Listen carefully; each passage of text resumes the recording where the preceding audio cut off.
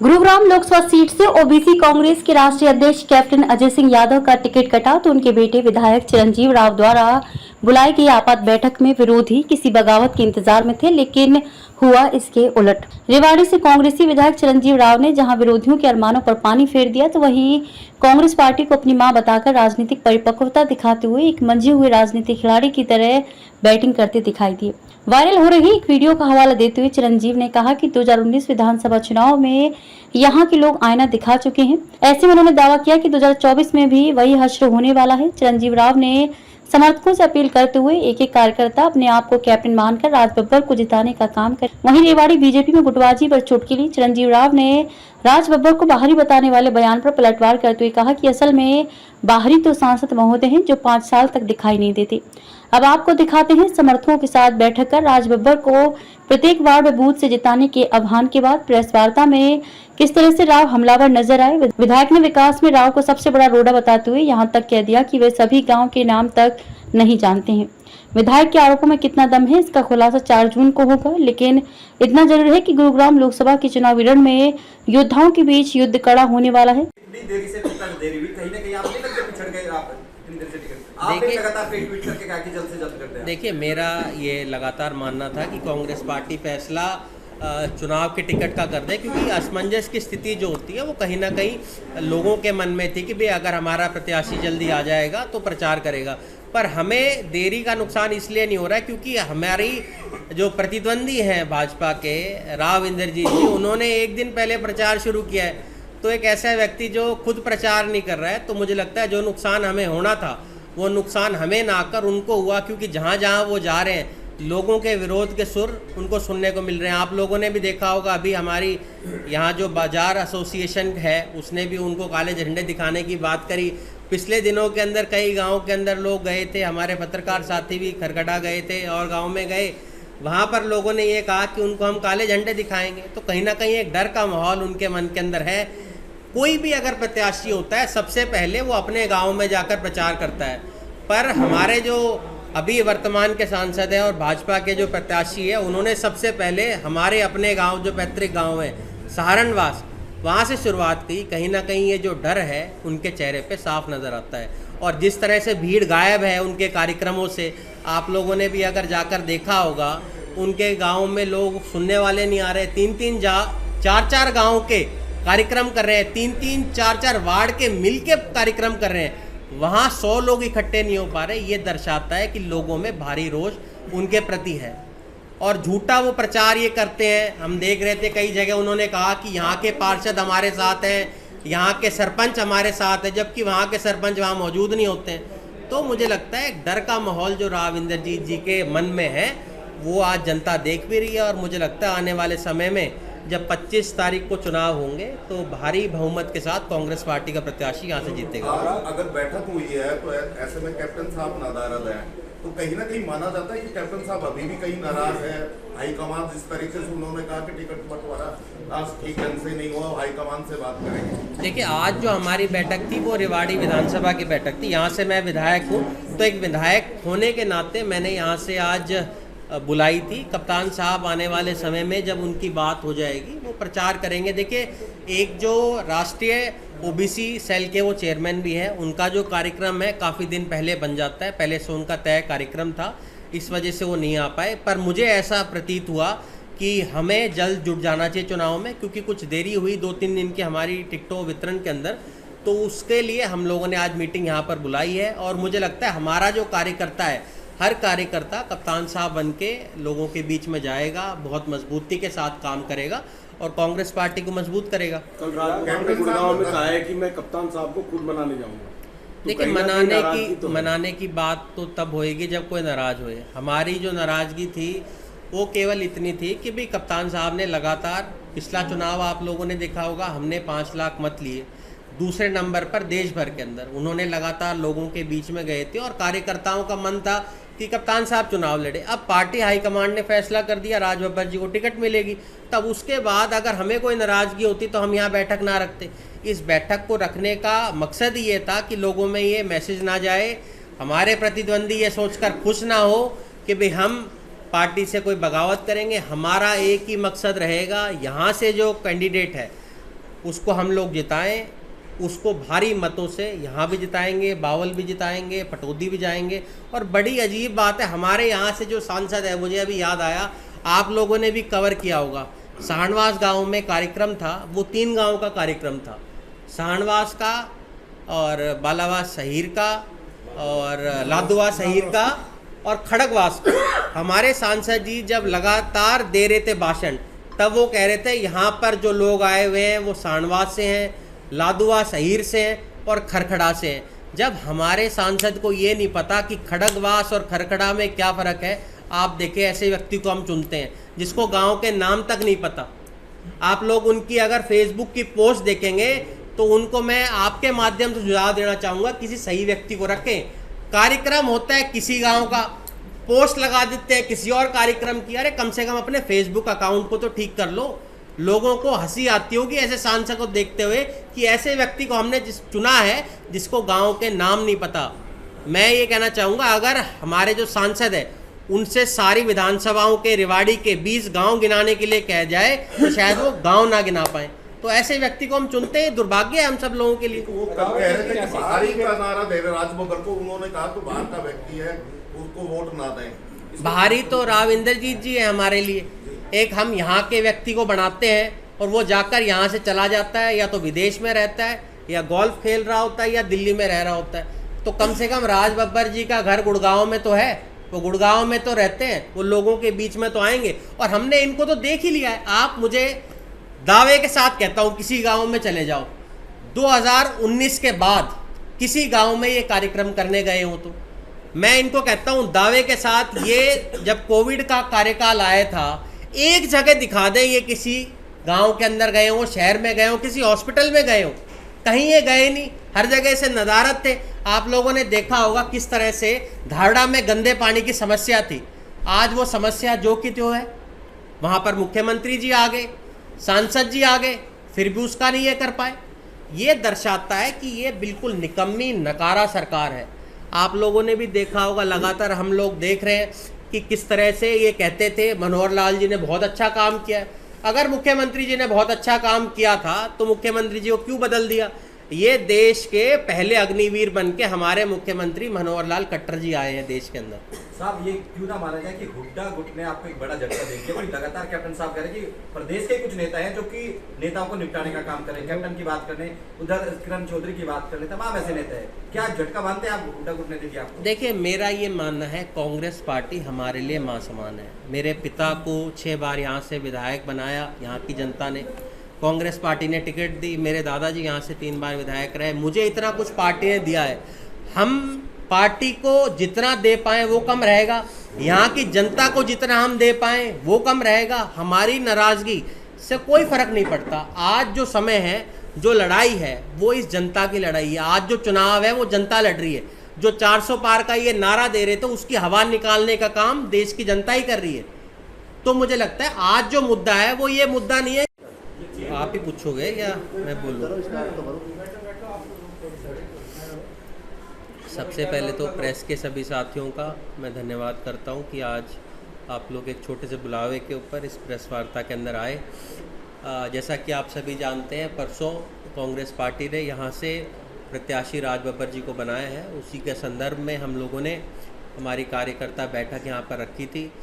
सभी लोगों से विस्तार से चर्चा हुई कि आगे हमें क्या रणनीति बनानी है, किस तरह से कांग्रेस पार्टी को, खड़गे जी को, हमारी पूर्व राष्ट्रीय अध्यक्षा सोनिया जी, राहुल जी को मजबूत करने का काम करना है। और सभी ने बहुत अच्छे अच्छे सुझाव यहाँ पर दिए और सभी को देखते हुए आने वाले समय के अंदर हम हमारी रणनीति बनाएंगे। किस तरह से गांव-गांव जाकर, शहरों के अंदर, वार्डों के अंदर हम प्रचार करेंगे कि कांग्रेस पार्टी ने पिछले 10 सालों में जब हमारी सरकार हरियाणा और देश में रही, जो विकास कार्य कराए, और पिछले 10 साल जो इन लोगों के रहे, जो केवल मात्र झूठे वादे और घोटालों के हम लोगों ने 10 साल देखे। पिछले 10 साल आप लोगों ने भी देखे, रेवाड़ी के अंदर कोई विकास ना होना, चाहे आपकी यूनिवर्सिटी जो है आज उसकी खस्ता हालत हो चुकी है। दोनों हमारे बस स्टैंड, चाहे रेवाड़ी का हो, धारड़ा का हो, अब तक नहीं बन पाया। जो बहुत बड़ी समस्या हमारी धारड़ा के अंदर गंदे पानी की है, उसका समाधान आज तक नहीं हो पाया है। हम लोगों ने देखा लगातार 10 साल इन लोगों ने जुमले दिए कि भाई रेवाड़ी के अंदर एम्स बनेगा, वो एम्स नहीं बन पाया। इन्होंने बदलाव किया। इस क्षेत्र से सबसे ज़्यादा लोग जो फौज के अंदर जाया करते थे उसको भी इन्होंने ठेकेदारी प्रथा करते हुए 4 साल के लिए कर दिया। और जिस प्रकार से इनके अपने सांसद ये कहने लग रहे हैं कि अगर हमारी सीटें आ गई अब की बार तो हम संविधान को बदल देंगे। ये संविधान बाबा साहब ने बनाया था, इसको बनाने के अंदर कितने लोगों के आने के सुझाव थे। आज हमारा देश जो सभी वर्गों को साथ लेकर चल रहा है उसके अंदर सबसे बड़ा योगदान अगर किसी चीज़ का है तो वो बाबा साहब का है, जिन्होंने इस संविधान को बनाया। आज मुझे लगता है कहीं ना कहीं ज़रूरत है हम सब लोगों को, जो कांग्रेस पार्टी के कार्यकर्ता हैं, कि देश भर के अंदर जाएं, कांग्रेस पार्टी को और मजबूत करने का काम करें। आप लोगों ने भी देखा होगा जब हरियाणा के चुनाव थे तब लगातार एक प्रचार ये लोग करा करते थे 75 पार का। अभी चुनाव शुरू होने से पहले इन्होंने बहुत प्रचार किया 400 पार का, पर हम लोगों ने जिस प्रकार से देखा 2 अभी फेज़ों के चुनाव हुए हैं, उसके बाद लगातार आज आप लोगों को 400 पार के जो नारे हैं वो इनके नारों से गायब होते नज़र आ रहे हैं। ये दर्शाता है कि लोगों के अंदर भारी रोष भाजपा के प्रति आज है, और मुझे लगता है इसी को देखते हुए हम लोगों के बीच में जाएंगे, अपने मुद्दे रखेंगे। जो विकास कार्य कांग्रेस पार्टी ने यहाँ पर किया था, आप सभी जानते हैं कैप्टन साहब ने बहुत मेहनत यहाँ पर 2019 के चुनाव में भी की थी। करीबन हमें 5 लाख मत तब आए थे, और विपरीत हवाओं के अंदर भी दूसरे नंबर पर सबसे ज़्यादा मत अगर किसी को मिले थे तो कैप्टन साहब को मिले थे। और करीबन 450-500 गाँव में उन्होंने लोगों के बीच में गए भी थे, और मुझे लगता है उस चीज़ का फ़ायदा जो है वो हमारे यहाँ पर जो प्रत्याशी बनाए गए हैं राज बब्बर जी को उसका अवश्य मिलेगा।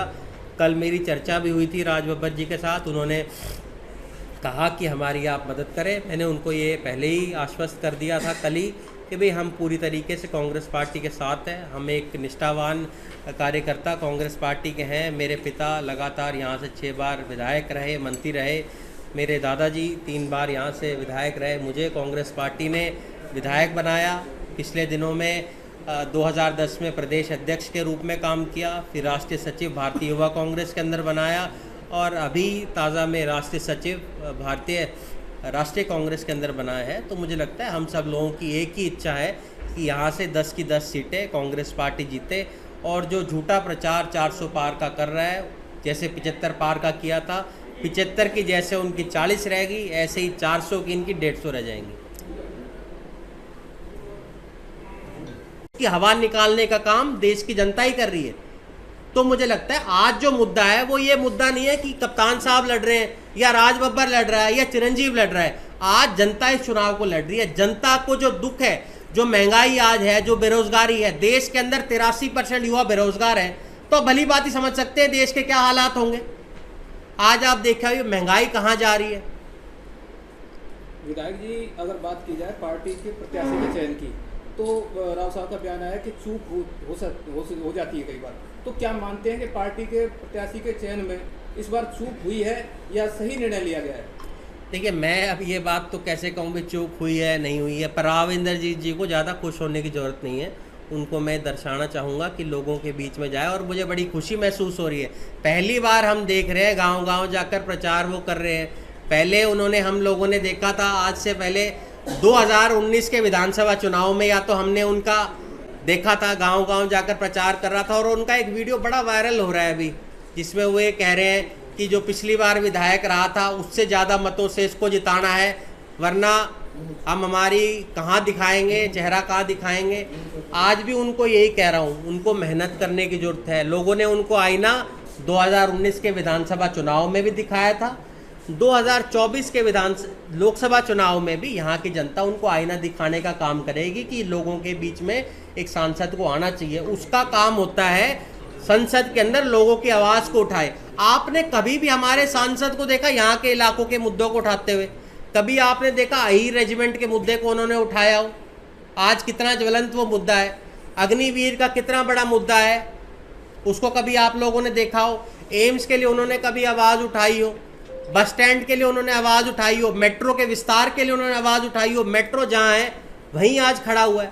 आज जो युवाओं को रोजगार नहीं मिल पा रहा, उन रोजगार के लिए जो आज आपके मानेसर के अंदर गांव के लोग बैठे हुए हैं, जिनकी ज़मीन पे जबरन अधिग्रहण हो रहा है, उसके लिए उन्होंने आवाज़ उठाई हो। जो हमें कम पैसे ओलावृष्टि के लिए मिलते हैं, क्या उसके लिए कभी उन्होंने आवाज उठाई हो? आपको ही जिम्मेदार बता रहे कि विधायक जिम्मेदार है, गलत विधायक चुन दिया रेवाड़ी की जनता ने, इसलिए जिम्मेदार रेवाड़ी की जनता। तो मैं तो ये कह रहा हूं ना, मैं तो आपने मेरी बात ले ली मन की, मतलब अगर विधायक चुन लिया होता तो वो काम करवाते, और मुझे क्योंकि यहाँ की जनता ने बना दिया इसलिए मेरे से वो काम यहाँ से होने नहीं देते। तो इसका जिम्मेदार कौन है? इसका जिम्मेदार यहाँ का सांसद राव इंद्रजीत जी। हम तो लगातार कह रहे थे, उन्होंने मेरी बात की पुष्टि कर दी, जो मैं हमेशा कहता था विधानसभा के अंदर कि इस इलाके का पिछड़ापन का अगर कोई जिम्मेदार है तो राव इंद्रजीत है। वो यहाँ पर काम नहीं होने देता। उसका अगर प्रत्याशी यहाँ से अगर विधायक नहीं बनेगा तो यहाँ काम नहीं होंगे। उनको ये बताना चाहता हूँ, वो सुन ले कान खोल के। यहाँ की जनता जाग गई है। आने वाले समय में यहाँ के लोग, कप्तान साहब की पूरी टीम उनको आईना दिखाने का काम करेगी। यहाँ के हर गांव से, यहाँ के हर वार्ड से उनको हम हरा कर भेजेंगे। और जो जनता के ऊपर एक उम्मीदवार, जो बाहरी उम्मीदवार है ये राव इंद्रजीत जी, उसको बाहर करने का काम, इनको वापस वहीं दिल्ली भेजेंगे जहां इनको रहने का शौक है। विधायक जी, जिस तरह से कप्तान साहब की टिकट कटने के बाद कप्तान साहब ने कहा कि अब मैं बिल्कुल फ्री हूँ, चिरंजीव राव सक्रिय राजनीति करेंगे, तो क्या कप्तान साहब राज बब्बर के लिए वोट मांगेंगे? देखिए, कप्तान साहब ने कभी ये नहीं कहा कि मैं राजनीति से संन्यास ले रहा हूँ। मैंने तो कहीं सुना नहीं है उन्होंने कहा। उन्होंने ये कहा फ्री हूँ। फ्री का मतलब तो कई हो सकते हैं जी। आप ओबीसी के चेयरमैन हैं, अगर वो यहाँ से चुनाव लड़ते तो वो यहीं तक सीमित रह जाते। अब वो फ्री हैं प्रचार करने के लिए। वो देश के किसी भी कोने के अंदर जाएं, चाहे कर्नाटक में चुनाव हो, राहुल जी को अगर टिकट मिलती है उत्तर प्रदेश तो उत्तर प्रदेश जाएंगे, अगर उनको मौका मिला तो वो और जाएंगे। हो सकता है वो सिरसा जाए प्रचार करने, या हो सकता है और जितनी जगह है। कार्यकर्ताओं में जो मायूसी थी तो कहाँ दूर हो पाएगी वो मायूसी? मुझे लगता है इतनी ज्यादा जोश तो मैंने हमारे कार्यकर्ताओं में आज से पहले कभी नहीं देखा। हमारे सारे कार्यकर्ता आज बहुत खुश थे। ये देखिए, टिकट मिलना ना मिलना एक अलग बात है। आज बात मेन ये है कि हम सब लोग इकट्ठे रहे। इकट्ठे होकर हम लोगों को आवाज उठानी पड़ेगी एक ऐसे व्यक्ति के लिए जो हर बार हमारे ऊपर थोपा जाता है, जो हमारे लिए कुछ नहीं करता। अभी मैं देख रहा था, रामपुरा के साथ में गांव है, वहाँ एक कार्यक्रम हुआ था। वहाँ पर उनसे पूछा गया, वहाँ के बच्चों से, नौजवान बच्चों से, कि भाई आपका सांसद कैसा लगता है? बोला हमारा सांसद हमारे बीच में आता ही नहीं है। एक ऐसे व्यक्ति को आप कैसे वोट दे सकते हो जो आपके बीच में नहीं रहता? सांसद आपका वो होना चाहिए जो आपके बीच में रहे। और राज बब्बर जी ने बड़ी फिल्में करी है, उनमें उनके जो रोल होते हैं वो हमने हमेशा देखा है टीवी पे। ये तो कुछ नसीबी है यहाँ की जनता की और हम सब की कि भी वो लोगों के बीच में आएंगे, उनको आमने सामने देखेंगे। और कप्तान साहब की फौज तो वैसे ही तैयार है काम करने के लिए। एक क्वेश्चन, आपने कहा कि राव साहब पे घमंड है, अभी आप अपने स्पीच में भी कह रहे थे। काप निवास या फिर डॉक्टर रविंद्र की बात, तमाम लोगों ने दूरी बना दी। इसको किस तरह से देखते हैं? गुटबाजी किस तरह से देखते हैं? देखिए, मेरा ये मानना है कि गुटबाजी तो जो हमेशा ये कहते थे कांग्रेस में है, वो भाजपा में नज़र आ रही है। अभी ताज़ा लोग आए हैं निकालने के बाद, असली और नकली बीजेपी का जो हमेशा एक रहता है। अब पता नहीं इनमें से राव इंद्रजीत जी असली के कैंडिडेट हैं या नकली के कैंडिडेट हैं, क्योंकि हमारे जो पूर्व विधायक जी हैं रणधीर कापड़ीवास जी, वो कहते हैं हम ओरिजिनल हैं। जैसे ओल्ड राव न्यू राव जो होता है, वो कहते हैं मैं ओरिजिनल हूँ। तो अब ये बताएंगे सतीश जी ओरिजिनल वाली में है या ओल्ड वाली में है। कह रहे हैं कि अब मैं दाव पेच सीख गया हूँ। कौन कह रहे हैं? राव इंद्रजीत जी कह रहे हैं कि अब मैं दाव पेच सीख गया हूँ, राजनीति के तमाम दाव पेच मेरे पास, अब मैं काम करूंगा। जो 10 साल में, अच्छा, जो इतने साल में काम नहीं किया अब करूंगा, वो तो ये कह रहे हैं उनका जीवन का आखिरी चुनाव है। मैं ये कह रहा हूँ यहाँ की जनता से हाथ जोड़ के, अब की बार इसको मत बना देना। हर बार तो आप बना देते हो, कहीं इसके दर्शन हो जाते हैं। अब की बार तो कह रहा है आखिरी चुनाव है, अब तो ये बिल्कुल नहीं आएगा। अब की बार बन गया तो इसने वही रहना है, क्योंकि आगे इसने लड़ना नहीं। बीजेपी इसकी बेटी को हर बार टिकट देती नहीं है, उसको भी टिकट ये नहीं देंगे, तो इनके दर्शन कभी नहीं होंगे। मैं आपसे हाथ जोड़ के विनती करता हूँ, ऐसे व्यक्ति को मत चुनिएगा जो आपके बीच में नहीं रहता है। आप ऐसे आदमी को चुनिए जो आपके बीच में रहे। और ये तो हम लोगों के इलाके का दुर्भाग्य है कि भारी व्यक्ति को ये लोग चुन लेते हैं। और कप्तान साहब अगर चुनाव लड़ते तो मुझे लगता है कहीं ना कहीं मुकाबला और दिलचस्प होता। पर अब क्योंकि राज बब्बर जी लड़ रहे हैं, वो भी एक बड़े चेहरे हैं देश के, सब लोग हम उनके लिए प्रचार करेंगे, उनको जिताने का काम करेंगे। तो पार्टी का जो फैसला है प्रत्याशी चयन का, वो सही है? देखिए, अब मैं कौन होता हूँ ये कहने वाला कि सही है या गलत है? ये तो यहाँ की जनता फैसला करेगी 25 मई को। मेरा काम एज अ MLA ये है कि मैं यहाँ प्रचार करूँ, कांग्रेस पार्टी को मजबूत करूँ। हम सब साथी नौजवान, परवीन भाई, हम सब लोग मिलके कांग्रेस पार्टी को मजबूत करने का काम करेंगे। और जगह भी जाएंगे और जगह भी पार्टी को मजबूत करेंगे।